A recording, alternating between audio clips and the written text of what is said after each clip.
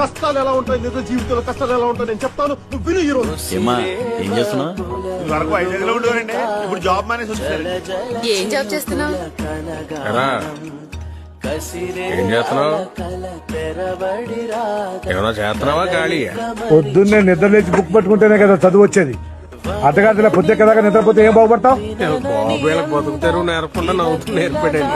ఎక్కడికైనా బయటికి వెళ్ళాలంటే మోహం చెల్లట్లేదు. ఏం చేస్తున్నారని ఒకటే అడగడం. చిన్నపిల్లలు ఏమిటి చెప్పడానికి? ఏమన్నా అంటే చాలా కోపం పొడుచుకొచ్చేస్తారు. తమ్ముడు అంత కష్టపడుతున్నాడే, మనం ఏదైనా పని చేయాలని ఉండదు. ఈ ఇంట్లో 3 ఫ్యామిలీలు మారాయి, 5 సార్లు పెయింట్ మార్చారు. కానీ నీలోనేరా ఏ మార్పు లేదు. నీ వయసు వాళ్ళందరూ చక్కగా చదువుకుని పెళ్లిళ్ళు చేసుకుని పిల్లా జల్లాతో హాయిగా మరి నువ్వు నా సంకనాతో తిరుగుతూనే ఉన్నా.